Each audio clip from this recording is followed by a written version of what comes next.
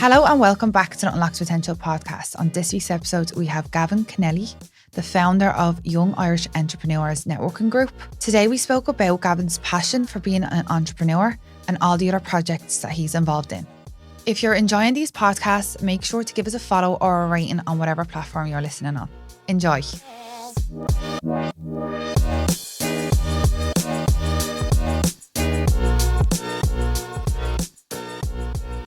Thanks so much for coming on, Gavin.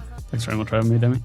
So the reason why I have you on is you hold events all over Ireland for the young Irish entrepreneurs, which are really good for networking and stuff. And yeah, I came across your Instagram page and I just thought it was such a good idea. I've gotten a bit of that response. Like even this morning I had a message from somebody who was on your podcast, Pierce Dargan. Oh, right, yeah. He's like, I love the group, love the idea. If there's anything I can do to get involved or whatever, let me know.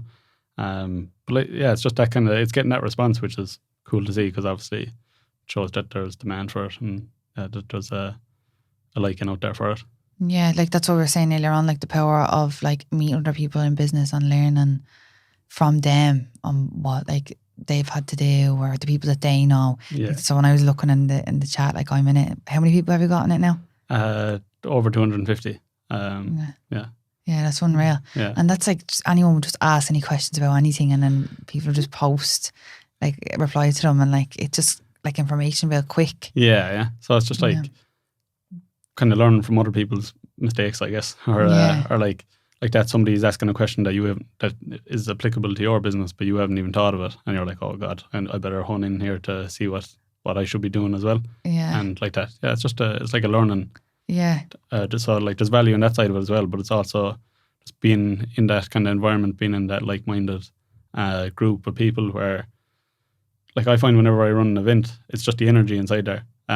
Everyone's like everyone's there with the same kind of goal to learn. Yeah. But like you see people in there and like they've achieved like massive things, like in terms of their career and their businesses and all. But when you put them into a room with all other like-minded people, everyone just comes across as the same. It's like there's a real like humbleness in there in terms of like we're all on the same path regardless of, some people are further along, obviously other people are only starting out, but we can all help each other. And like even the person who's starting out could have like they call it a golden nugget of knowledge for the person who is far along, because it just might be something that like comes easier to them that they're able to put across to somebody who like comes across as like really successful.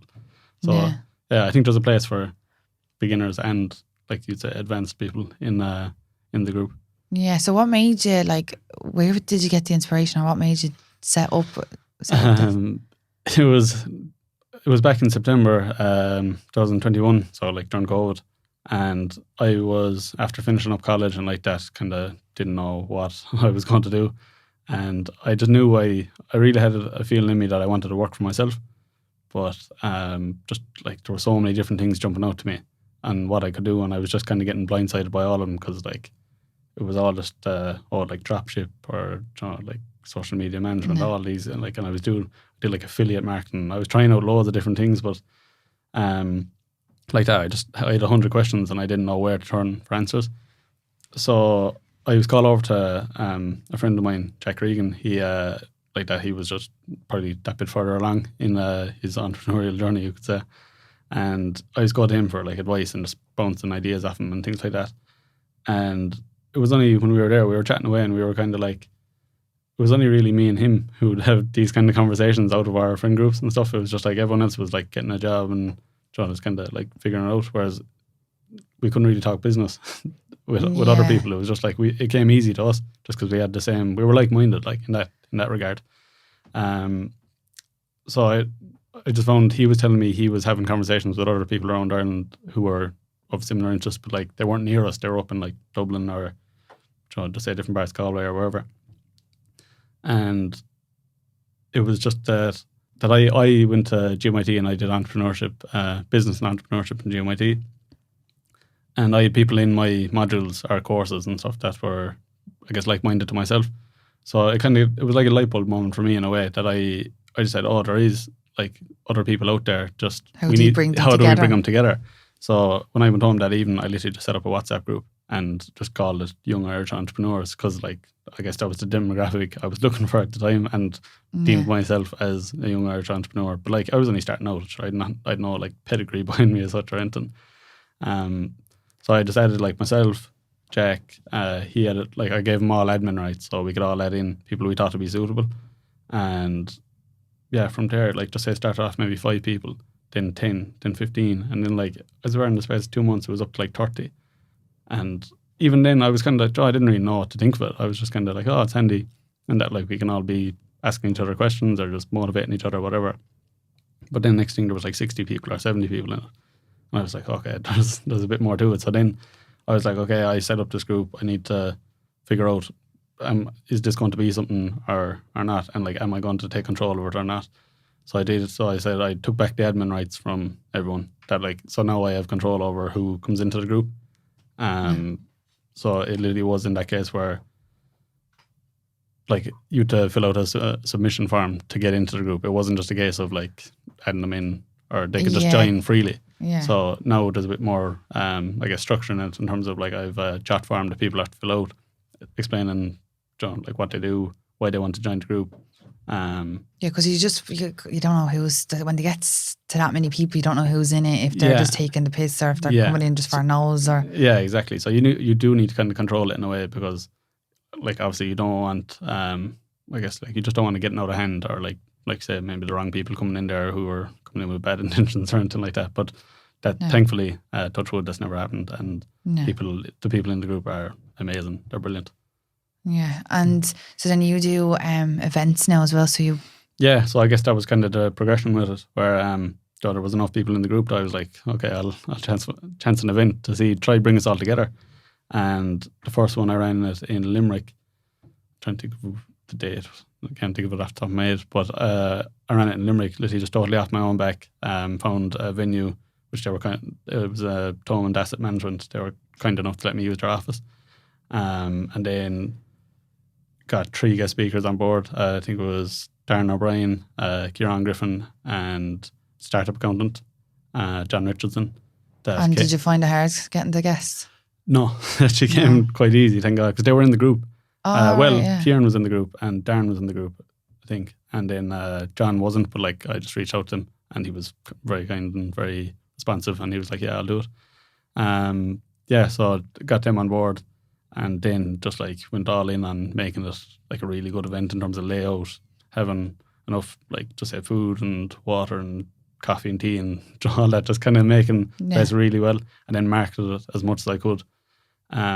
How many people did you have at the event? I think in around 20 for the first one. Yeah, that's good for for the like, because I was expecting. And you were probably were you nervous and stuff? Oh yeah. Like, so I didn't know, even in terms of doing the intro and all that kind of stuff, I didn't know what I was going to say, and like I felt a real sense of imposter syndrome. Yeah, at that like, time.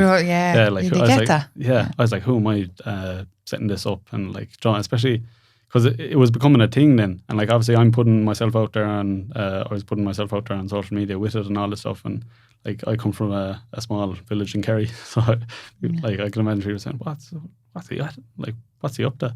But so like I just kind of went for it and haven't really looked back. Yeah, and it's probably, how many events have you done now? 3 so far. So we'd one in Limerick, we'd one in Dublin, and we'd one down in Cork recently. So to say the way I was structuring it this year was having 1 per quarter.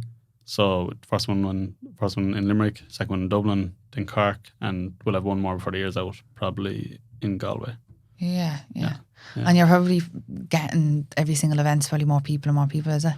Yeah, well, I did find, like, to say, the Dublin one was probably the biggest. I think like the venue helped with that as well in terms of size.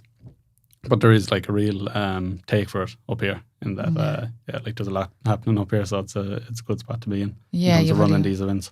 Yeah, that's what I think. There's not as many of like events like that. There could be more, like, and it is good to network and stuff. Yeah, definitely. But like I think the reason that there isn't is because there is a good bit of setting up in them, and that like for one person, because if you're going out on your own saying I'm setting up this event, like it is great, but there's a lot of prep for yourself, and like obviously if you've other stuff on the go as well, it's hard. It's a balancing act. But yeah, they are well worth doing, and every time I do them, like as much as it's stressful up to it, like always afterwards I feel, oh, that was great. There is a great sense you get so much inspiration from listening to other people and stuff. Yeah, and like there's a real sense of going out the door. You're like, oh, I need to kick myself into gear here because I could fall behind. So yeah, but it's good. It's healthy. Like it's very positive. And you have other businesses as well, don't you? I do, yeah. Only recently I bought into a gym down in Kerry, down in Listowel in Kerry. So Strive Fitness Company it's called. Myself, Conor Hall from Tralee and Colm Hassett from Ate. So there's 3 of us involved. Yeah. In running it. And when did you open that? On the 14th of August. So so it's really new. Yeah, it's fairly new, yeah. So was that tough, setting all that up, the equipment and manic, yeah. Yeah. Like, because I only got involved, I'd say maybe a month out from it actually opened. To say the lads were 2 months prior to that, they were like building the business and getting everything set up. Like I was just helping them out labour wise. Like they were gonna, like, see, I was helping them out prior to that with other businesses they were running, just like marketing and stuff. But then as I was hanging around with them more and they were setting up this gym and I was kind of just basically free labour, just going in and helping them getting the gym ready. And they were obviously giving me a kickback and like to them when the gym's open you can use it, all this kind of stuff. But then I was like, if I'm going to be here, like I'd love to get involved, and they were very happy with that. So it was just a thing that I'd come on board as well. And have you got many members now? Since it's opened? We've nearly 180 members now. Yeah, that's good. It's only been a few months. Yeah. So like that, it's going well so far. So touch wood, we can keep going. No, watch till January rolls in. Everyone will be in there. Exactly. Yeah, to be honest. Yeah, it's like the busiest month, isn't it, for every gym? I should like say everyone will be coming in with their new goals and for sure. Yeah. Like I said, it's good. It's good complaint. And what you've other businesses as well, don't you? Yeah, probably like more side gigs. They're a bit smaller, I'd say. I started out, it was probably the first thing I ever set up was Borough Ventures Media. And like that, when I set this up, I hadn't a clue what I was doing. In that this was like very much, it was like the test spot for me, like in terms of trying things out. So like I was trying out so many different, let's say, digital marketing strategies in terms of like I was, 1 second I was a affiliate marketer, then I was like that, I was just a videographer, then I probably wouldn't qualify for half of these things, but I just thought again half the time a lot of people learn all the stuff off YouTube and they're better at it than they are if they went to college. I agree, definitely. But I was just following my curiosity and things, and I guess maybe for a way I was kind of going with the kind of gold object syndrome, where I was hearing, like dropshipping is big now, or like get into social media marketing, all these kind of things. And that it probably was, the social media marketing was what, because I kind of felt I was better at marketing than other things anyway, in terms of like I just understood how to put out a good post or word it, that kind of way. So I went with that, and like that I gave it a go for probably 3-4 months, like going in there, like doing outreach, doing all these things. But I just felt like even when I was getting clients and everything, it wasn't really, I didn't really have a total passion for it at the same time. It was just kind of like a gig where you're just doing it to try, like, make money to make a living. Get by. And like, there's nothing wrong with that at the same time. If that's what you have to do, that's what you have to do. But I think for longevity and for me long term, like my head was fried from being on the screen all the time, because I was doing a lot of the work myself. Like I was a glorified agency where I was letting on that basically I had a team behind me, but I didn't. I had like one person with me. So you're not an agency in that space. Like I was basically but the best kind of half of the time, like I have 2 videographers working with us, and it's just the 2 of them in the company, and they're absolutely amazing. I don't feel like half the time like there has to be this big huge team behind you for the business to do well. No, like once the people that are with you are good. Like just the one person I had with me, she was very good, like brilliant, and like the fact you have to get on with them as well, and that's obviously a massive part. And we got on, and it was very easy then. But I guess I got comfortable, and I didn't really want to grow up because I knew that wasn't your passion or what you wanted to do, was it? Yeah, long term I couldn't see myself doing it all the time. As much as I saw the value in it, and there's people who are doing it and they're doing it like brilliantly and they're making a great living out of it. But for me, I was like, I'm meeting no one from doing it. I'm just on my phone all the time, like creating posts and doing captions and things like that. And I was like, I want to get out and meet people, because that's where I get my kick out of. So I guess that and then like I'd say I started probably started Borough Ventures Media before I started the networking group. So you can see how it kind of progressed up to realizing I need to meet people. And then I guess I got towards that. Like no more, I was calling over to my friend Jack to meet him and like get out the house pretty much. I was doing during COVID when restrictions let us. But going over to meet him, and then I was like, oh, I want to get in around like-minded people from this. And you have a journal called Today's Journal, isn't it? Yeah, well, today, just say I think that's the domain I went with online just because I wanted to call it, the name of the journal is Today is Greater Than Tomorrow, as in it's just like the sign for is greater than in between. But I couldn't get that domain because of that symbol. So I just had to call it Today's Journal. And so it's todaysjournal.com. And that came about, it was during COVID as well, actually, when that started. Yeah. So I feel like that's what COVID's done, like wonders for some people. It done wonders for me. I feel like you had that time to kind of think about what else you want to do, and you had that time off that you got to work on other things. Yeah, definitely in that way. In that way, yeah, not from from a sociability point of view, it was poor, no. But I suppose it gave you the time that you were alone and you were thinking, okay, how am I going to fill my time, or like gave you time to probably think about the things you like and what would I like to do. Yeah, and so that was just kind of like a side project for me where I was getting kind of handy with Canva at the time, and then I just said, it was actually my sister got me. You done it all yourself on Canva, the journal? Yeah. My sister got me a journal, and I just found it like it was really complicated. Just going down through it, I was like, there's too many things to do. This is taking ages. So I was like, I can just design one myself on Canva and just make it really simple, like really, really user friendly. So I just took to the rule of 3.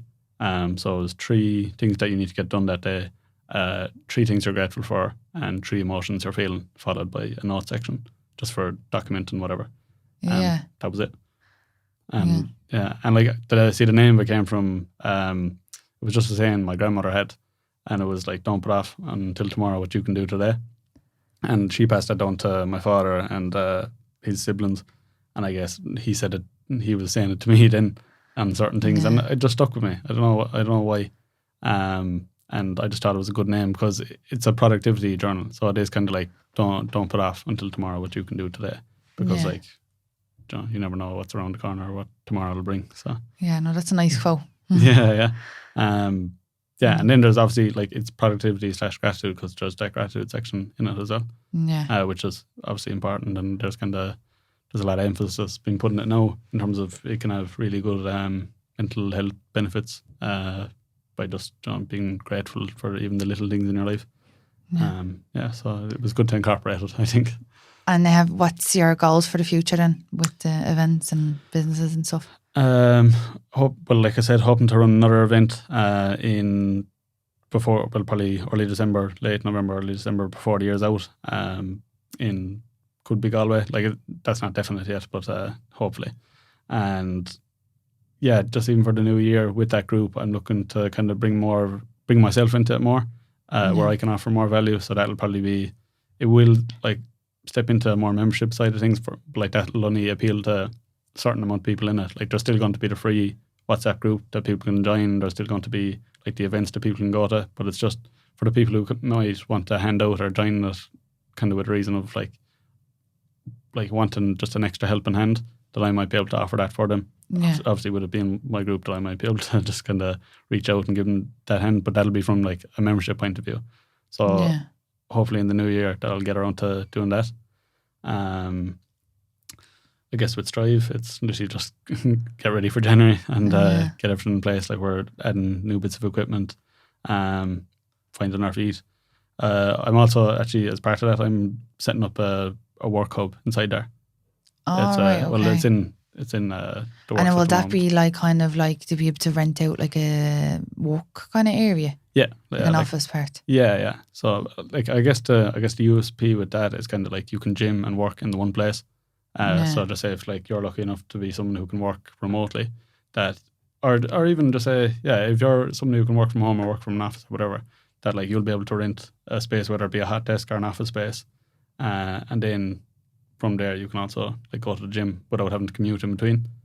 Yeah, that's good, because most of the time people go to the gym in the morning and they go to work. Yeah, so it's just you can do it all from the one place, so it's a real time saver, I guess. Because that's what I do. Like if I'm working from home, half the time I'll try to go to the library or a coffee shop. Because if I'm working from home, I'll end up procrastinating doing something else, like doing the washing or eating. Yeah. So I'm like, it's better for me to get out of the house. Yeah, I think I was so. looking into actually like renting like an office space. Now I have an office, but it's like miles away from where I live. Yeah, come down to Kerry. Yeah, that's even further out. Yeah. But yeah, so it's like something around the area. Yeah, that's what Yeah. I was kind of looking for. Yeah, that is a good idea. Yeah. Yeah, so like that, there'll be a good lot of work gone into that now. In the next month or two, trying to get it all ready and get it up to speed. And then with the social media, any plans for that, or are you just gonna leave it at that? No, to be honest, I'm not looking to grow it. I'm happy enough at the moment with the way things are. But see, there actually is another site that I haven't mentioned, is that I do, and this is the thing I probably would try grow. Because like media is a very like broad topic. This is media, cameras, all that kind of stuff. Whereas I do virtual tours. So I have like actually seen that. Yeah. Yeah. So that's actually something that's part of it that I actually like would like to grow and would like to progress. So it's mainly gyms, properties, and businesses that kind of look to avail of it. But it's basically just a Google Maps drawing you can like tap around, or Google Street View. It's like that, but for a house or a business. So I find it's very useful for, just say, in a gym setting where basically I go in with my camera, I scan the whole building just through like basically 360 photos, and then it stitches it all together using the Matterport software. Then you can like tag each machine and stuff, like just everything inside in the gym. You can tag each machine, say what it is, and just say for you're walking into a gym and you've never been there before, you don't know where all the machines are, all that kind of stuff, and it can be daunting. Yeah, definitely for a gym, for someone going for the first time. Yeah, they're probably able to have a look at the machine, look the machines up and see how to use them before you go in. Yeah, you could literally plan out your workout, so when you go in, you have that feeling of, I'll know what I'm doing. I'll look like I know what I'm doing. Yeah. So that's no, I see the benefit in that, and I see how it could. Yeah, there is a lot of like so many, especially girls, like they'll kind of be afraid to go to like the gyms up here that are like, say they'll have a ladies' gym downstairs and then it's the bigger gym. Yeah. And it's like they're afraid to like go upstairs because there's so many things that are like they don't know what they're using, that people are gonna judge them and stuff like that. So I feel like that would be such a good thing for people to be able to see, kind of figure it out, and then they'll go up and they'll feel more confident. Yeah, definitely that. Because they won't have to do that thing, like they won't actually have to do it physically where they have to walk upstairs and figure it out themselves. They can literally do it from, you can watch it on your phone, watch it on your laptop. And the thing with it as well, just say when you tag each machine or whatever, you can also put a link. So just say if that gym, it's something that we're looking to do, just say if that gym makes a video of how to use the machine then as well. So like straight away, like it's a proper like induction, and it's probably the way things are going to go. So it was something I got into probably a year ago, and I've done like maybe eight tours so far, and I enjoy it. It's actually, and this side of the is this another business then? No, this falls under Borough Ventures Media. Oh, right, okay, yeah. So that's good, Yeah, but it's probably decided I look to grow more in that. Yeah. And yeah, I guess then with the journals, it's I haven't like, just time is my thing at the moment, trying to make time for all of them, and probably spreading myself a bit too thin, having too many things on the go. But I try to balance them all. It's like a juggling act. Try to get around to each of them, and I feel like I get kind of spurts at times where like try to say, okay, I must like put up a post for this now, and then that could go on for a week, and then next thing, like we could get a lot of equipment in the gym and strive or whatever, and I have to go like just put my time into that, and that'll take over your kind of your thought process for a bit, and you'll end up forgetting about just say whatever. So it definitely is something I need to work on in terms of focus and kind of time blocking for making time for each business. Yeah. And did you find it like hard getting the machines? Was it like expensive setting up the gym and stuff? It can be. If you look around for auctions and stuff, it can be. Auctions, like that's where it's kind of. Yeah. I think the Wilson's auctions are a big one, and that just keep an eye, because like I said, there could be another gym. We were actually up in Dublin. There was a gym, just say closing down for whatever reason, and they were selling all their equipment, and we came up and we picked up a good few bits. Oh, really? And where did you find that? Like, I didn't even know there was a gym closing in Dublin. Yeah, it was my work partner, Connor. He came across it and like that. Next thing we were they're bidding online for whatever machines, and sure whatever you get, then you have to go up and collect them. So there was a bit of crack going up in vans, hauling everything back down to Kerry. Yeah, because they're expensive enough. And do you have to, like, with the equipment as well, like, do you need regular checkup as well, obviously? Maintenance? Like, as in, like, checkup, like, in case, like, I don't know, like, I'm picturing, like, something balling or, like, like, obviously to check that they're all right, like, every couple of whatever weeks, is it? Or yeah, like, just say, obviously, yourself, you keep an eye on it, making sure that everything, like, there's nothing loose, there's nothing rattling, making sure everything is, like, there's no rust, everything that kind of way that you just keep it all in check. But, yeah, like, I'd say, like, monthly would be just you just kind of go around and make sure all your equipment is in, like obviously if you hear something squeaking straight away, you're going to be writing that down and say, look, we need to get this sorted ASAP. But for the most part, I'd say like monthly that you get somebody in just kind of servicing all the machines, making sure everything is. Oh, so you have someone coming in monthly that actually doing service on them, all of them? Yeah, but they're friends of ours. Oh, right, okay. I didn't know. I was like, is there a company that actually does that? No, I'm sure there is. But is. We're just kind of local handymen that be coming in. That's be able to fix that. Any plans for any other gyms? Other places in Ireland now? There's talks, all right. Just between ourselves, but at the moment we'll try to look after this one first, and then because sounds like a big enough kind of, since you're doing the water clubs and all, it sounds big enough to place. Yeah. Like, and there is other rooms. Like, even we have another room that we're going hopefully putting a physio in. So like, it'll be a busy spot, and it's in an industrial estate, so there's free parking. There's nice space around it, and I think like location wise, it's in a good location. So hopefully it'll be a busy spot now, and that will stay ticking away at it. And thanks so much for coming on, Gavin. Thanks very much for having me, Demi. If anyone is looking out to reach out to you, or if they're looking to go to the event, where can they find you? Instagram is probably our best place, or LinkedIn. I'd say on Instagram, Young Irish Entrepreneurs. On LinkedIn, there is a Young Irish Entrepreneurs page on LinkedIn, but it's probably better to just reach out to my personal page, so Gavin Kennelly. And you can do the same on Instagram, actually. Just approach my personal page, Gavin Kennelly, and I'll be sure and get back to you as quick as I can. Thanks for coming on. Thanks very much for having me, Demi. Thanks so much for listening. If you enjoyed this episode, please give a rating on Apple or Spotify. If you want to get in touch, make sure to reach out to us on Instagram at demisnailsandbeauty.ie or at Unlock Potential Podcast. See you next time.